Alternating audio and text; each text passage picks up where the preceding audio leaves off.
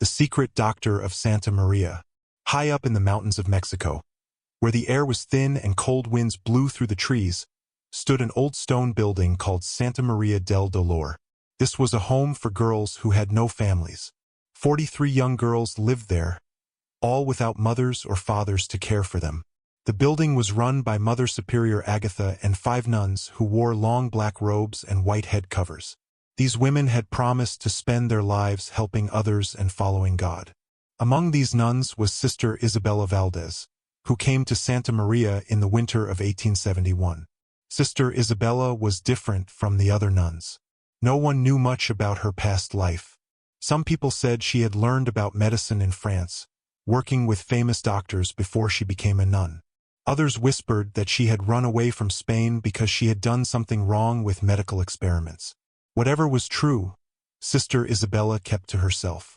People often saw her walking alone when the sun was setting, picking plants and herbs that grew wild on the mountainside. Sister Isabella worked in the orphanage's small hospital room. There she took care of the girls when they got sick. She was so good at healing that even Dr. Martinez was amazed. He was the only doctor who came to visit once a month from the village below. Sister Isabella could cure fevers that would have killed children in other places. Cuts and wounds that should have gotten infected healed perfectly under her care. She has the hands of an angel, Mother Superior Agatha would say, making the sign of the cross on her chest. But angels don't need locks on their doors. Angels don't hide medical tools behind fake walls. And angels certainly don't do operations in the middle of the night. Our story starts on the feast day of San Antonio in June 1872. That's when 12-year-old Lucia Mendoza first saw something strange about Sister Isabella. Lucia was one of the oldest girls at Santa Maria. She was smart and watched everything carefully. She had decided to look after the younger girls, especially her small friend Elena, who had a weak heart.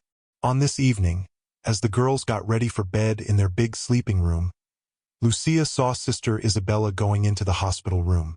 She was carrying something wrapped in cloth. Lucia was curious, so she quietly got out of bed and followed the nun. She stayed in the shadows of the dark hallway. Through a crack in the door, Lucia watched Sister Isabella unwrap the bundle. Inside were several strange metal tools that shined in the candlelight. The nun put them carefully on a tray. Then she pulled out a leather book from under a loose floorboard. She began writing quickly, sometimes looking at a small object that Lucia couldn't see clearly. Lucia wanted to watch longer, but she heard footsteps coming. She had to run back to her bed. The next morning, when she got brave enough to ask Sister Isabella about what she had seen, the nun's face became dark and angry. "The medicines I make need special tools, child. It is nothing you should worry about. Now I think you have work to do," Sister Isabella said. That same afternoon, Elena fell down while hanging clothes in the courtyard. Her lips turned blue as she fought to breathe, holding her chest. Sister Isabella was called right away. She carried the small girl to the hospital room and locked the door. She wouldn't let anyone else inside, not even Mother Superior Agatha. "I need complete quiet," Sister Isabella said firmly. "The child is very sick." Hours went by. The other girls gathered in the chapel to pray for Elena to get better. They whispered prayers that filled the holy space. But Lucia couldn't stop thinking about those strange tools. While she should have been praying, she wondered what Sister Isabella was doing to her friend behind those locked doors. It was almost midnight when Sister Isabella came out of the hospital room. Her white clothes had small spots of blood on them. "The child will live," she told Mother Superior Agatha. "God guided my hands tonight." When Lucia was finally allowed to see Elena the next day, she found her friend pale but alive, sleeping peacefully in the hospital bed. A thick bandage was wrapped around Elena's chest, partly showing under her nightgown. "What did she do to you?" Lucia whispered, though Elena couldn't hear her because of the medicine that made her sleep. Lucia lifted the edge of the nightgown a little and gasped at what she saw. There was a thin, straight cut between Elena's ribs, sewn closed with thread finer than any sewing Lucia had ever seen. This was not normal treatment for a weak heart. This was surgery. In 1872 Mexico, Surgery was something doctors only did when someone was dying from war wounds or other terrible injuries. It was done by real doctors, not nuns, and certainly not in small orphanages without proper medical equipment. Also, most patients died from such operations because of infection and blood loss. Yet Elena seemed to be getting better. Over the next weeks, Elena got stronger. The blue color left her lips, and she could climb the orphanage's steep stairs without getting out of breath. Whatever Sister Isabella had done seemed to have worked like a miracle. But this was just the beginning.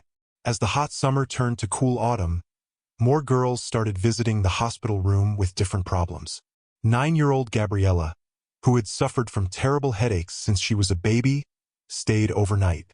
7-year-old twins, Maria and Mariana, both born with eyes that didn't look straight ahead, spent 3 nights under Sister Isabella's care. 6-year-old Consuela, whose body would shake and fall down without warning, disappeared into the hospital room for almost a week. Each girl came out changed. Gabriella no longer held her head in pain. The twins' eyes looked straight ahead.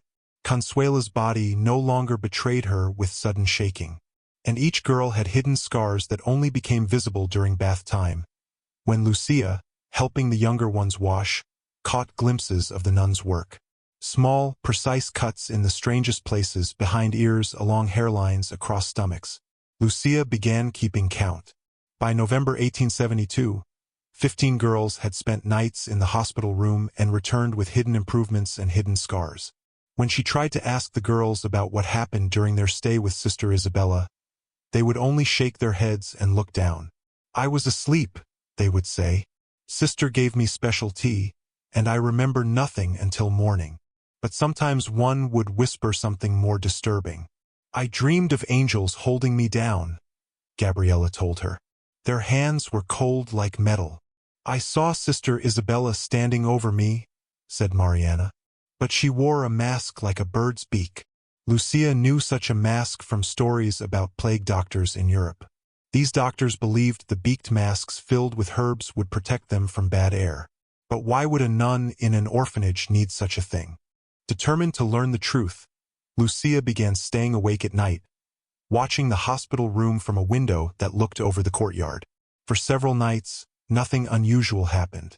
Then, on the night before the Feast of All Souls, Lucia saw Mother Superior Agatha and Sister Isabella carrying something heavy into the hospital room.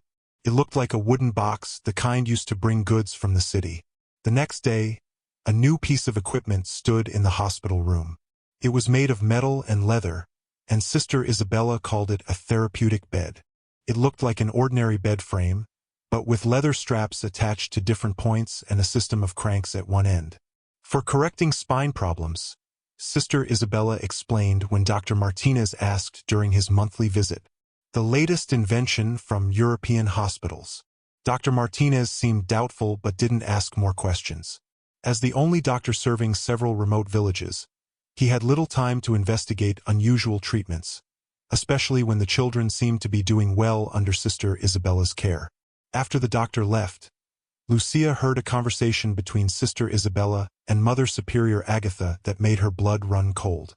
"The equipment has arrived just in time," Sister Isabella said. "There are at least 20 more girls here who need intervention. Are you sure this is God's will, Sister?" Mother Superior's voice shook slightly.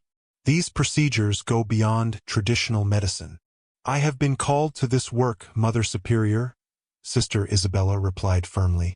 "These children have been abandoned by the world. Who will help them if not us? Their deformities and illnesses will condemn them to lives of suffering and rejection. I can give them normalcy, and the risks are minimal with my techniques. I have improved my methods considerably since Vienna. And the pain they endure? They will not remember it. The mixture I give them ensures they sleep deeply through the procedures. A small suffering for a lifetime of improvement." Mother Superior Agatha sighed heavily. "Very well, but we must keep this absolutely secret. If the bishop were to learn of this, he will see only the results. Healthier children, more likely to be adopted into good families." That night, Lucia couldn't sleep. Vienna, procedures, mixtures. The conversation confirmed her suspicions. Sister Isabella was performing surgeries on the orphans with Mother Superior's reluctant permission. But why? Was it truly to help them as Sister Isabella claimed? Or was there something more sinister behind these midnight operations? Lucia's chance to investigate came sooner than expected. The next morning, Sister Isabella told her that Elena needed another treatment for her heart condition. The first procedure was successful, Sister Isabella explained, but a second intervention is necessary to ensure complete recovery. Will it hurt her? Lucia asked, unable to hide her concern. Sister Isabella's expression softened for a moment. She will feel nothing, child. I promise you that. As Elena was taken to the hospital room that afternoon, Lucia made a plan. That evening, after the girls had been sent to bed and the nuns had gone to their rooms for evening prayers, Lucia slipped out of the sleeping area. She had discovered a small air vent near the ceiling of the hospital room that connected to a storage closet. By climbing the shelves in the closet, she could look through the vent and see whatever happened in the hospital room below. The storage closet was dark and dusty, filled with bed sheets and medical supplies. Lucia climbed carefully, positioning herself near the vent. Through the metal slats, she could see the hospital room lit by several oil lamps, far more light than would be typical for nighttime. Elena lay unconscious on the therapeutic bed, leather straps holding her arms and legs. Sister Isabella entered, but she was transformed. Gone was the humble nun's habit, replaced by a long apron over a simple dress. Her hair, normally hidden beneath her head covering, was tightly bound beneath a cloth cap. Most disturbing was the mask, just as Mariana had described, a beak device that covered the upper portion of her face. Sister Isabella was not alone. Mother Superior Agatha came with her, along with Sister Maria, the youngest of the nuns at Santa Maria. Both wore similar aprons, though neither wore the beaked mask. The mixture has taken effect, Sister Isabella said, her voice slightly muffled behind the mask. She will remain unconscious throughout the procedure. From a cabinet, she took out the leather case Lucia had glimpsed months earlier. Opened on a small table, it revealed dozens of instruments, scalpels, forceps, needles, and other tools Lucia couldn't identify. Sister Maria, you will assist me directly tonight, Sister Isabella instructed.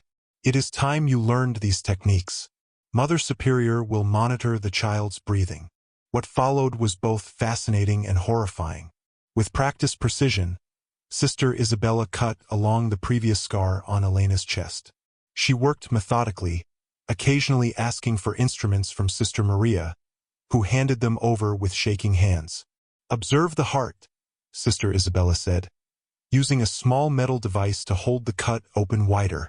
The valve I repaired in the previous surgery has maintained its function, but there is still narrowing of this chamber. Tonight we will address that.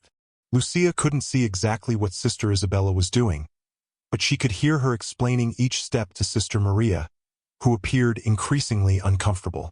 In Vienna, we would simply replace the damaged valve with one from a dead body, Sister Isabella commented. But here we must repair what God has provided. The technique I've developed uses a portion of the patient's own heart covering to create a functioning valve. This is extraordinary, Sister Maria whispered. But is it not against God's will to interfere with his creation in such a manner? Sister Isabella's hands never stopped in their work as she replied. God gave us minds capable of understanding his creation and hands capable of healing it. Would the Lord provide such gifts if he did not intend for us to use them? For nearly 3 hours, Lucia watched as Sister Isabella operated on her friend's heart, an organ no one should be able to touch without causing death. Yet Elena's chest continued to rise and fall with shallow breaths. Finally, Sister Isabella began closing the cut with tiny, perfect stitches. The procedure is complete. With this correction, her heart should function normally for many years to come. And she will remember nothing? Mother Superior Agatha asked. Only a dream, perhaps. The mind protects itself from such trauma. Sister Isabella removed her mask, revealing a face shining with triumph. She is the 17th success. Soon all the children in our care will be perfected. Perfected? The word echoed in Lucia's mind as she carefully climbed down from her hiding place and crept back to the sleeping area. Was that how Sister Isabella viewed them? As imperfect beings requiring correction. And what did she mean by all the children? There were 43 orphans at Santa Maria del Delore. Did Sister Isabella plan surgeries for every one of them? In the days that followed, Elena once again recovered with remarkable speed. Her lips remained pink even during exercise, and she reported feeling stronger than ever before. Whatever Sister Isabella had done appeared successful, but Lucia couldn't forget what she had witnessed, or Sister Isabella's disturbing choice of words. Perfected, as if the orphans were flawed creations requiring her intervention. Lucia began watching Sister Isabella more closely. She noticed how the nuns studied the girls during meals and playtime, her gaze lingering on those with visible differences: Isabella's slight limp, Francisca's recurring tremor, Sophia's misshapen ear. She kept notes in her leather journal, writing when she thought no one was watching. More troubling still was Lucia's discovery of a hidden room next to the hospital room. While searching for a missing hairbrush, she noticed a draft coming from what appeared to be a solid wall. Careful inspection revealed a concealed door left slightly open. Inside, Lucia found shelves lined with jars containing specimens preserved in cloudy liquid, objects that appeared to be removed tissues and organs, each carefully labeled with dates and names. With horror, Lucia recognized the names of her fellow orphans. On another shelf stood a row of leather-bound journals, each filled with Sister Isabella's precise handwriting. Stealing one of the newer volumes, Lucia retreated to a secluded corner of the orphanage gardens to examine its contents. The journal documented each procedure in clinical detail: diagnosis, techniques, outcomes. But mixed among these medical notes were passages that revealed Sister Isabella's true motivations. Subject 12, Gabriella, has responded well to the brain procedure. Pressure on the visual center has been relieved, eliminating her headaches. More significantly, her intellectual capacity appears enhanced. She completed the arithmetic exercises in half the usual time today. This supports my theory that targeted surgical intervention can not only correct deficiencies, but improve natural capacities. Another entry read, "The twins, subjects 14 and 15, present a unique opportunity to test different approaches on identical physiologies. I corrected subject 14's eye misalignment using the traditional technique while employing my experimental method on subject 15. The latter shows superior results with potential enhancement of peripheral vision beyond normal parameters." The most disturbing passage appeared near the journal's end. Mother Superior grows increasingly concerned about the scope of my work, but she cannot deny the results. These children, abandoned, unwanted, imperfect, are being transformed into superior specimens. Some may question my methods, but future generations will recognize this orphanage as the birthplace of a new understanding of human potential. When my work is complete, these 43 girls will represent the future of medical science. Living proof that the human body can be not merely healed, but perfected through surgical intervention. Lucia closed the journal, her hands trembling. Sister Isabella wasn't simply treating illnesses. She was using the orphans as subjects in a series of experiments aimed at perfecting them according to her own disturbing vision. And she planned to operate on every single girl at Santa Maria del Delore, including Lucia herself. The realization came with a chill that penetrated to her bones. Unlike many of the other girls, Lucia had no visible abnormalities or chronic conditions. She had never required treatment in the hospital room. Yet, according to Sister Isabella's journal, she was scheduled for a procedure the following week. Subject 23, Lucia, presents no obvious physical deficiencies, but her persistent questioning and oppositional tendencies suggest irregularities in the prefrontal region. A minor procedure to modify these tendencies would render her more compliant and receptive to instruction, qualities that would significantly improve her adoption prospects. Sister Isabella planned to operate on Lucia's brain to make her more obedient. That night, as the orphanage fell silent, Lucia made a difficult decision. She had to find help. But who would believe a 12-year-old orphan's accusations against a nun known throughout the village for her miraculous healing abilities? The local authorities deferred to the church in all matters concerning the orphanage. Dr. Martinez visited too infrequently to intervene in time. There was only one option.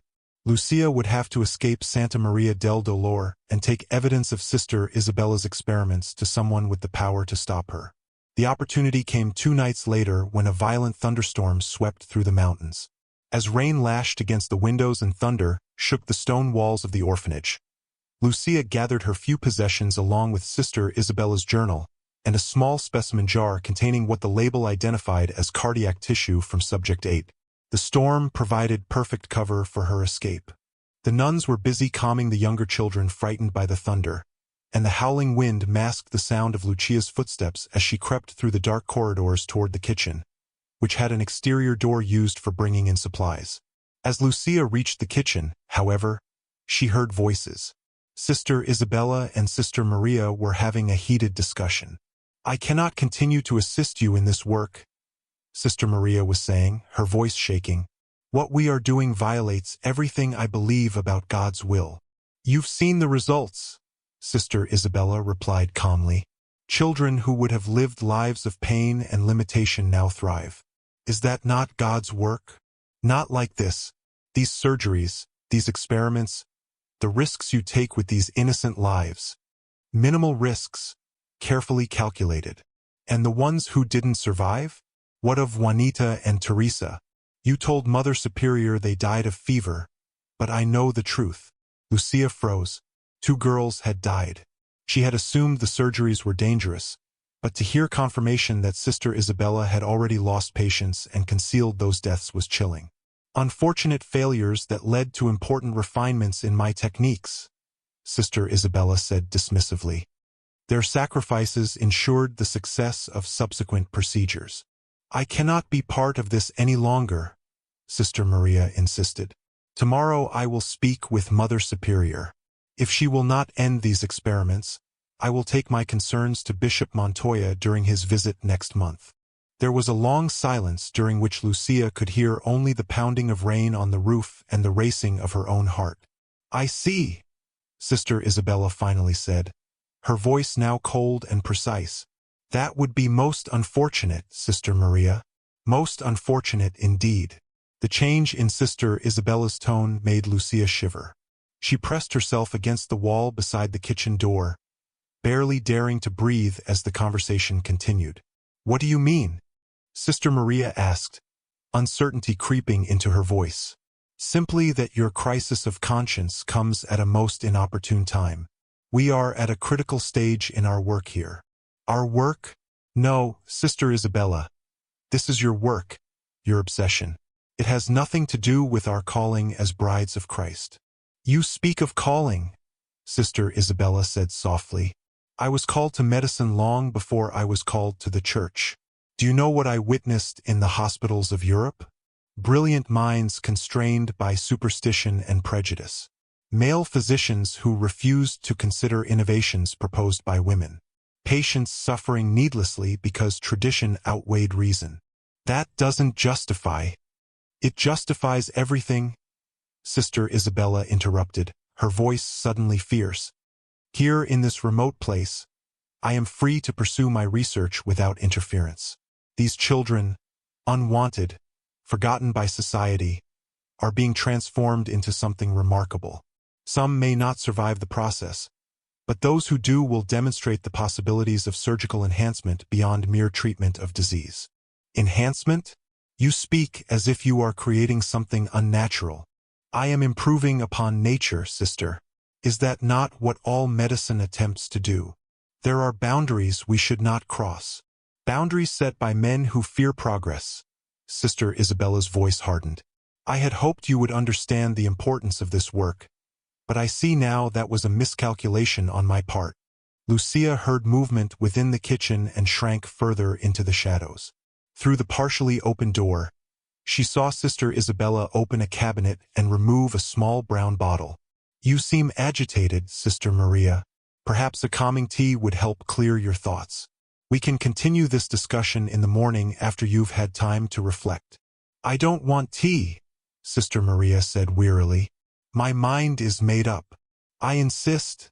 Sister Isabella replied, and there was something in her tone that brooked no argument. Sit, please. Lucia watched as Sister Isabella prepared 2 cups, her back to Sister Maria. With growing horror, Lucia observed her adding extra drops from the brown bottle to one of the cups before bringing them to the table. Chamomile with honey, Sister Isabella said, placing the cups down. Mother Superior's favorite remedy for troubled thoughts. Sister Maria hesitated, then reluctantly took a sip. Sister Isabella smiled and raised her own cup in response. They sat in uncomfortable silence as Sister Maria continued to drink. After several minutes, the younger nun's eyelids began to droop. I feel strange, she murmured, her words slurring slightly. What was in that tea? Just a stronger dose of the same mixture I give our surgical patients, Sister Isabella replied, watching dispassionately as Sister Maria struggled to remain upright. You'll sleep deeply until morning. By then, I will have determined how best to address your concerns. Sister Maria tried to stand but collapsed back into her chair, her movements uncoordinated. You've poisoned me? Not poisoned, dear sister, merely sedated, although the distinction matters little to the unconscious mind. As Sister Maria slumped forward onto the table, Sister Isabella calmly collected both teacups and washed them in the basin. Then, with surprising strength, she lifted the unconscious nun and carried her from the kitchen. Lucia remained frozen in place, barely breathing, until the sound of Sister Isabella's footsteps faded completely. Then, fighting her terror, she slipped into the kitchen and through the exterior door into the raging storm. Rain immediately soaked through her thin nightdress as she ran across the orphanage grounds toward the gate. The iron gates were locked at night, but Lucia had discovered months earlier that a section of the perimeter wall had crumbled enough to create a narrow gap, just wide enough for a slender girl to squeeze through.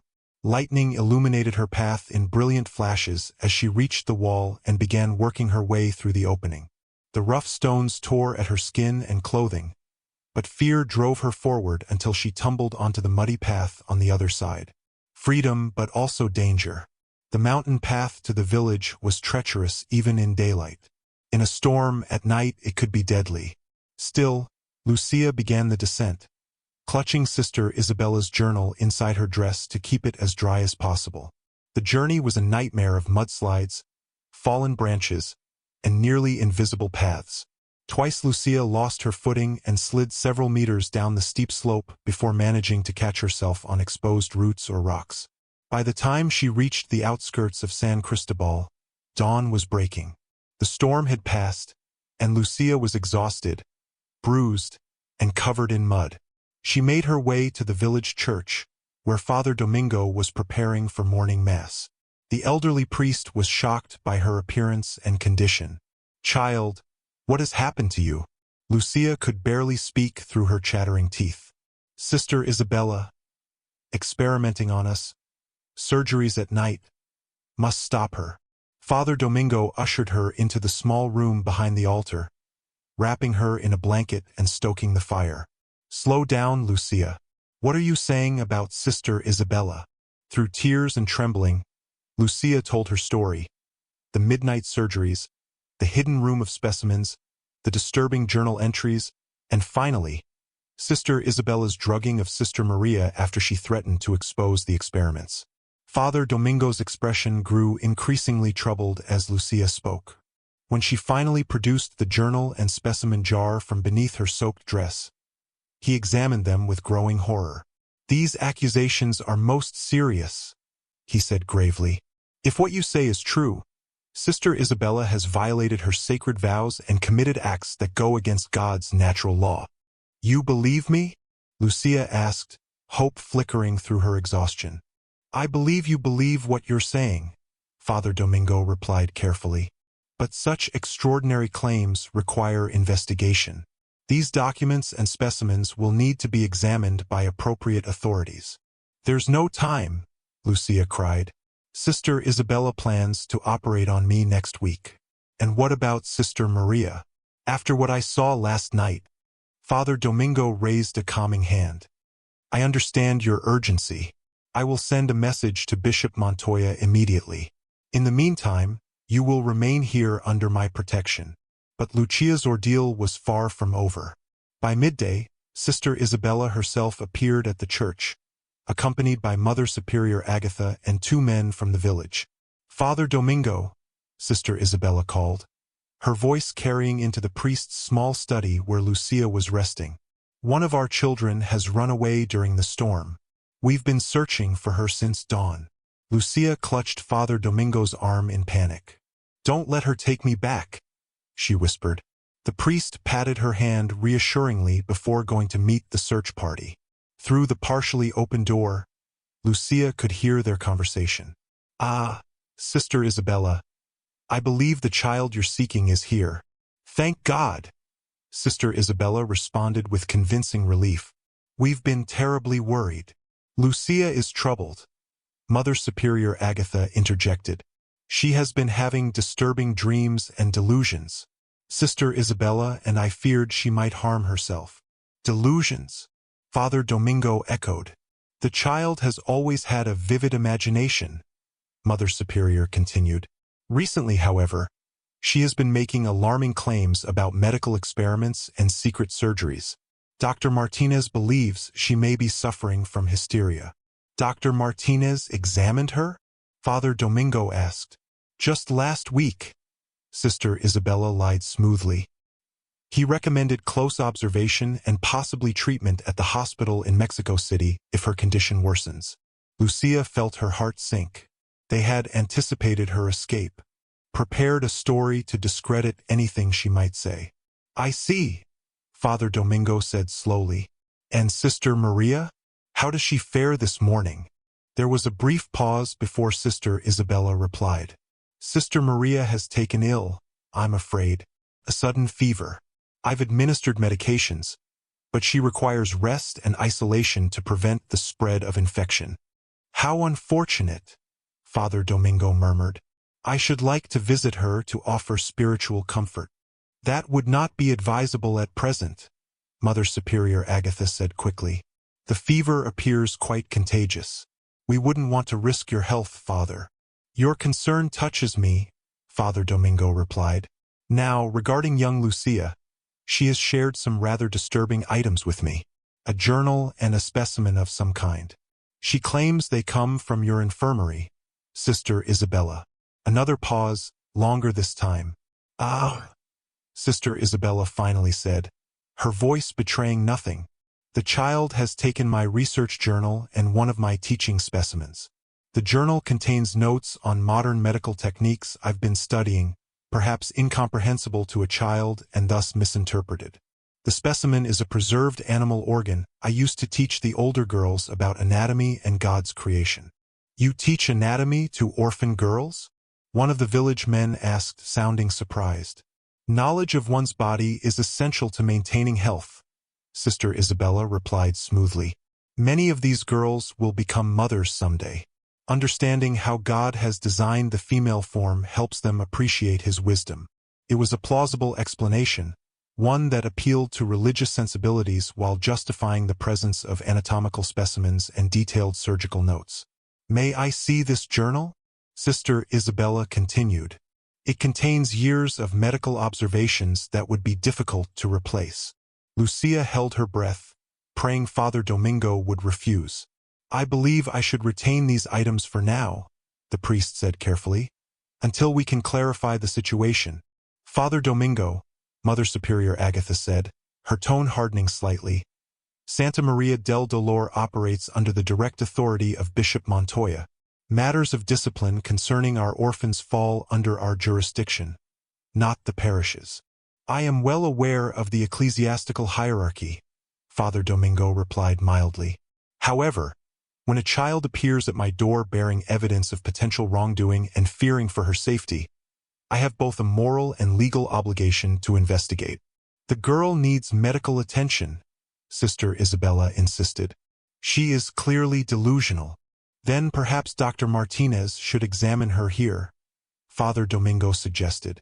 "I'm certain he could verify your diagnosis." Sister Isabella's voice cooled. "Dr. Martinez is attending patients in Veracruz this week.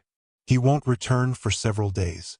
"How convenient," Father Domingo murmured so quietly that Lucia barely heard him. Then more loudly, "Gentlemen, I thank you for your assistance in this matter, but I believe Lucia should remain here until Bishop Montoya can be consulted." "This is highly irregular," Mother Superior Agatha protested. "Nevertheless, it is my decision," Father Domingo said firmly. "I will send for the bishop immediately.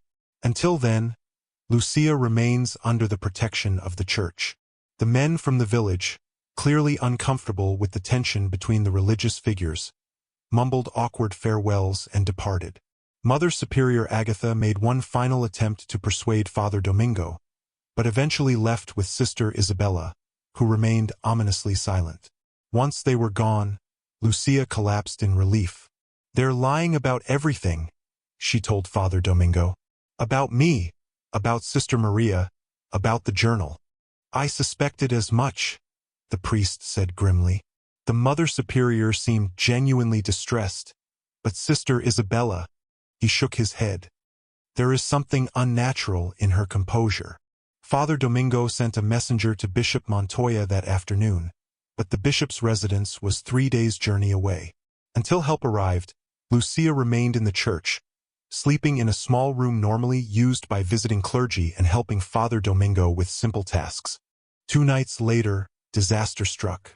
Lucia was awakened by the smell of smoke and the sound of crackling flames. The church was on fire. She scrambled from her bed to find Father Domingo already in the main sanctuary, frantically trying to save sacred objects from the advancing flames. "Lucia!" he shouted when he saw her. "Get out the back door." "What about you?" she cried. "I must save the Blessed Sacrament." "Go!" Lucia ran to the back door as instructed, only to find it wouldn't open. Something heavy had been placed against it from the outside. The windows were too narrow for escape. Turning back, she saw Father Domingo struggling with the tabernacle as flames consumed the altar cloth. "The door is blocked," she shouted. Father Domingo abandoned the tabernacle and rushed to her side, throwing his weight against the door without success. "The front entrance," he gasped, coughing as smoke filled the sanctuary. They stumbled through the thickening smoke toward the main doors. Father Domingo reached them first and pulled the handles. "Locked," he said in disbelief. "From the outside." The horrible truth dawned on them both at once. This was no accident. Someone had deliberately trapped them inside the burning church. As flames climbed the wooden support beams and smoke made breathing increasingly difficult, Father Domingo led Lucia to the confessional booth. "Listen carefully," he wheezed, pressing Sister Isabella's journal and the specimen jar into her hands. "There is a small window in the priest's side of the confessional. It may be large enough for you to squeeze through." "What about you?" Lucia asked, though she already knew the answer. The window was indeed too small for an adult. "I am in God's hands now," Father Domingo said, making the sign of the cross. "You must survive to expose what Sister Isabella has done. Promise me." "I promise," Lucia sobbed as he helped her into the confessional and showed her the window high on the wall. With Father Domingo's assistance, Lucia managed to wriggle through the narrow opening, clutching the precious evidence to her chest. She dropped painfully to the ground outside just as the church roof began to collapse. "Father Domingo!" she screamed, but there was no response, only the roar of flames consuming the small stone church. Villagers were now emerging from their homes, drawn by the fire and Lucia's cries. As they organized a bucket brigade from the nearby well, Lucia searched the crowd frantically, fearing she would see Sister Isabella watching from the shadows. Instead, she spotted a familiar figure on the road leading back to the orphanage. Sister Maria, moving with unnatural stiffness, but very much alive, being guided by 2 other nuns. Without hesitation, Lucia ran to the village's most respected elder, Don Alonso. "Please," she begged, thrusting the journal and specimen jar at him. "Keep these safe. Don't let anyone from the orphanage take them. Lives depend on it." The old man, confused but seeing her desperation, nodded and concealed the items in his coat. "What is happening, child?" "Sister Isabella tried to kill me," Lucia said, her voice breaking. I think she killed Father Domingo. Please, we need help. Don Alonso looked from Lucia to the burning church where villagers were fighting a losing battle against the flames. His weathered face hardened as he made a decision. Miguel, he called to a young man organizing the bucket line. Ride to San Juan and bring back the federal police. Tell them there has been a murder. As the young man mounted his horse and galloped away, Don Alonso turned back to Lucia. Now, child, tell me everything. Over the next few hours, as the church burned to the ground and the villagers recovered Father Domingo's body from the ruins, Lucia recounted her story once more. This time, with the physical evidence to support her claims and the suspicious church fire lending credibility to her fears, the village elders listened. By dawn, a group of men armed with farming tools had positioned themselves around Don Alonso's home, where Lucia had been taken for safety. They were prepared to defend the girl against any attempt to reclaim her. Their vigilance proved necessary. As morning light spread across the valley, Sister Isabella herself appeared in the village square, accompanied by Mother Superior Agatha and 2 other nuns. We've come for Lucia, Sister Isabella announced to the gathered villagers. The poor child is unwell and requires treatment. Don Alonso stepped forward, his ancient rifle in hand. She stays with us, sister, until the authorities arrive.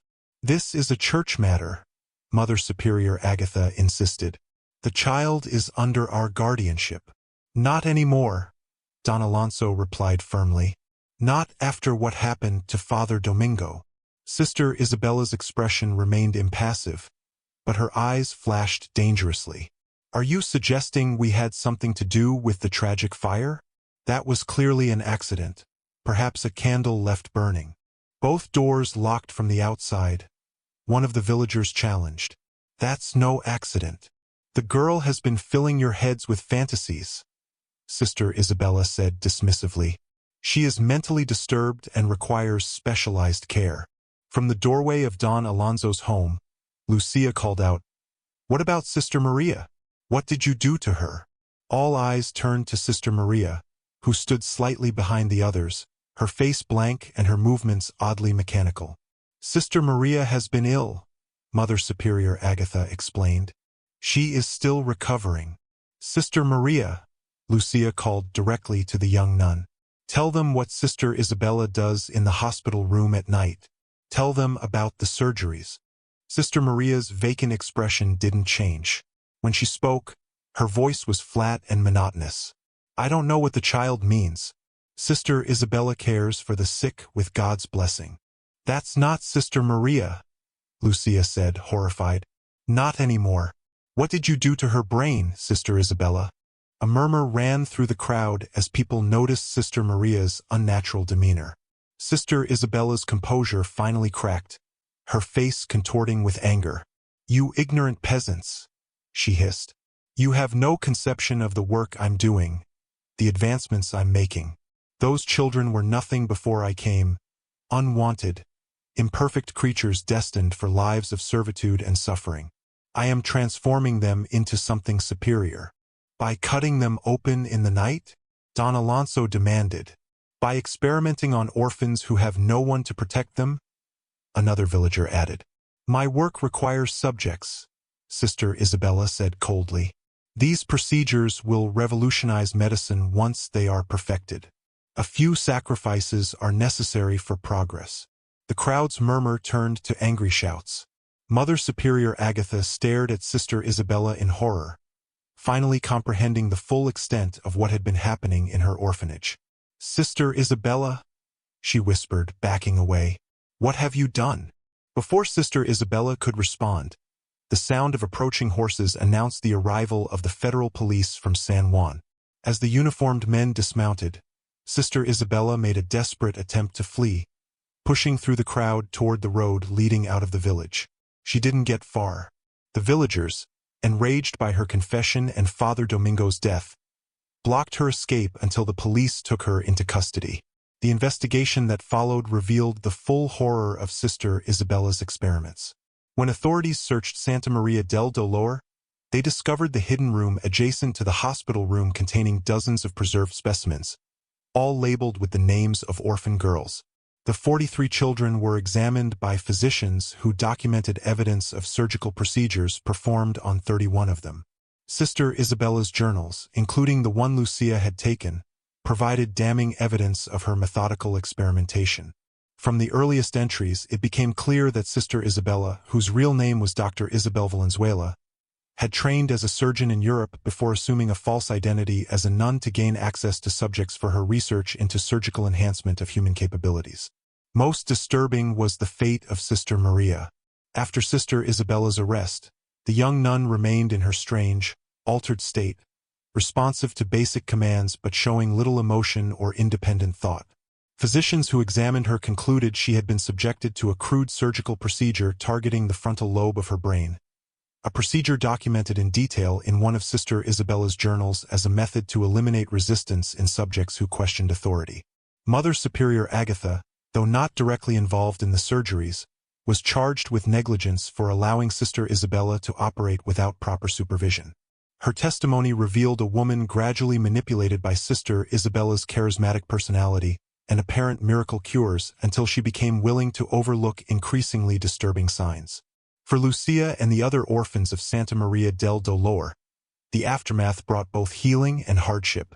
The orphanage was placed under new management, with nuns from a different order brought in to care for the children. Many of the girls required additional medical treatment to address complications from Sister Isabella's surgeries. Lucia herself became something of a local hero for exposing the truth. A wealthy family from Mexico City, moved by newspaper accounts of her courage, offered to adopt her. Before leaving San Cristobal, however, Lucia insisted on visiting Sister Isabella in prison, where she awaited trial. The woman who had terrorized Lucia's dreams sat across from her, shackled but still maintaining her air of superiority. "Have you come to gloat, child?" Sister Isabella asked bitterly. "I came to understand," Lucia replied. "Why did you do it? Why us?"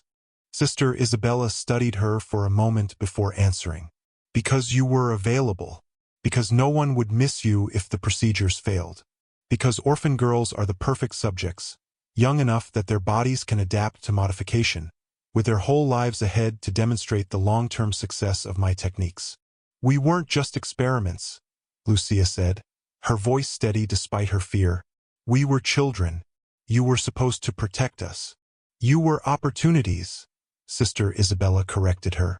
"In my hands, you could have become something extraordinary, perfected beings whose capabilities exceeded normal human limitations. The world would have eventually recognized the importance of my work. Elena, Gabriella, the twins, they needed help, not perfection," Lucia countered. "And what about Sister Maria? What about Father Domingo?" For the first time, something like regret flickered across Sister Isabella's face. Collateral damage. Not ideal, but necessary to protect the greater work. "There will be no greater work now," Lucia said. "Your experiments are over." Sister Isabella leaned forward, her chains rattling against the table. "My experiments, yes, but others will continue the research. The future of medicine lies in enhancement, not merely treatment. Someone somewhere will pick up where I left off. Then someone somewhere will stop them too," Lucia promised, rising to leave. "You think you've won?" Sister Isabella called after her. "But my work lives on in 31 bodies. Every time one of those girls demonstrates extraordinary recovery, unusual strength, enhanced senses, that is my legacy. I have already changed the future one subject at a time." "We're not your subjects, sister," Lucia said from the doorway. "We never were. We're survivors." Sister Isabella Valdez's trial became one of the most notorious criminal proceedings in Mexico's history. The courtroom in Mexico City fell silent as Sister Isabella, still wearing a modified habit, defended her actions with unwavering conviction. She presented her detailed journals as evidence not of her crimes, but of her scientific achievements. Medical experts testified about the astonishing surgical techniques she had developed, procedures that were decades ahead of conventional medicine. Some physicians reluctantly admitted that several of her innovations could save countless lives if adopted by mainstream medicine. Nevertheless, the prosecution's case was overwhelming. The testimonies of the orphans, particularly Lucia's clear and unflinching account, moved the jury to tears.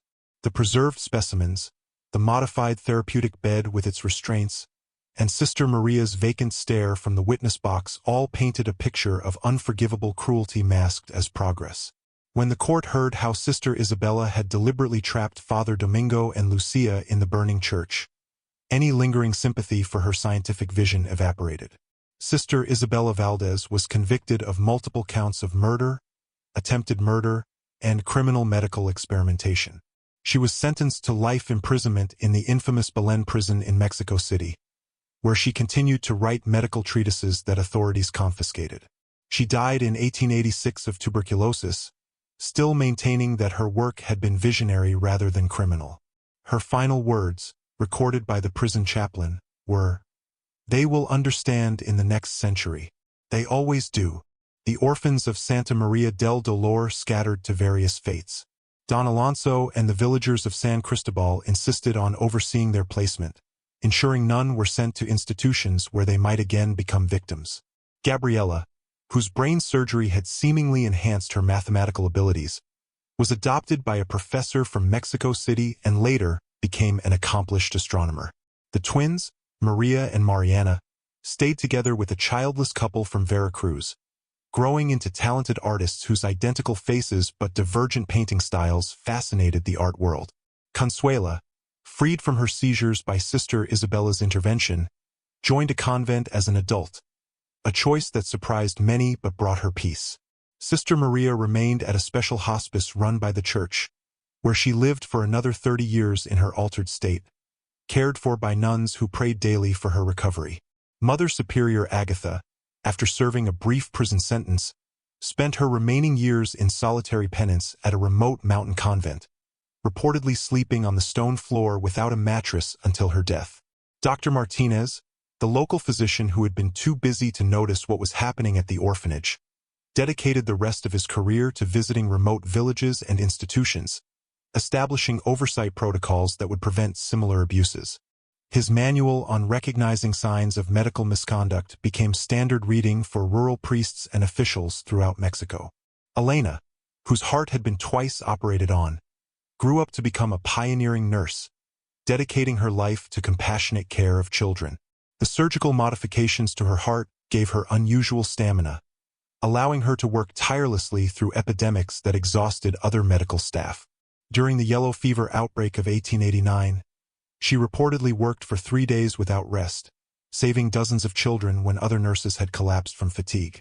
As for Lucia, she thrived with her adoptive family, eventually studying medicine at a time when female physicians were still rare. Her experiences at Santa Maria del Dolore had shown her both the terrible potential for abuse in medical practice and the genuine miracles that ethical treatment could achieve. In 1895, she became one of the first women admitted to the National Medical Academy of Mexico, where she specialized in pediatric surgery. She used some of Sister Isabella's techniques, but with ethical boundaries firmly in place and always with the patient's informed consent. In her landmark book, Ethics and Innovation, Lessons from Santa Maria, published in 1902, Dr. Lucia Mendoza reflected on the fine line between healing and harm, between visionary science and inhumane experimentation. She established strict ethical guidelines for surgical innovation that influenced medical practice throughout Mexico and beyond. The tragedy of Sister Isabella, she wrote, was not that she sought to advance medicine, but that she forgot the humanity of those she claimed to improve. On her 50th birthday, Lucia returned to San Cristobal for the first time since her adoption. The village had grown into a small town, with a new church standing where Father Domingo had made his final sacrifice. The villagers welcomed her as a returning hero, many still remembering the brave child who had exposed the truth about Santa Maria del Dolore. With a small group of former orphans who had also returned for the occasion, Lucia climbed the mountain path to the ruins of the orphanage. Nature had reclaimed much of the structure. Vines wrapped around crumbling walls, wildflowers bloomed in what had once been the courtyard, and birds nested in the collapsed roof beams. Only the stone framework of the hospital room remained mostly intact, standing like a monument to what had occurred there. As twilight descended, Lucia and her childhood companions lit 43 candles, one for each child who had lived at Santa Maria during Sister Isabella's time. They placed them throughout the ruins, their warm light pushing back the gathering darkness. "I still have nightmares about this place," confessed Elena, her hand unconsciously moving to the scar hidden beneath her clothing. "As do I," Lucia admitted. "But I also remember how we protected each other, how we survived." Together, they walked through the ruins, their candles illuminating corners where they had once played, worked, and feared. In what had been the hospital room, Lucia paused, remembering the night she had watched Elena's surgery through the ventilation grate. "Sometimes I wonder," Elena said softly, "if we should be grateful to her. My heart has served me well for 40 years. The children I've been able to save because of my strength." Lucia nodded, understanding the complexity of their shared experience. "She gave you a gift, though not in the way she intended. The gift wasn't the surgery itself, but what you chose to do with its results." As they left the ruins, Lucia turned for one last look at the candlelit remains of Santa Maria del Delore. The flames flickered like stars fallen to earth, transforming the once fearsome orphanage into something almost beautiful. The ruins of Santa Maria del Delore Orphanage still stand on the mountainside above San Cristobal, gradually reclaimed by forest. Local legend says that on moonlit nights, one can sometimes hear the sounds of children's voices echoing from the crumbling walls, not cries of pain or fear, but the laughter of those finally at peace. Sister Isabella's legacy was not what she had imagined.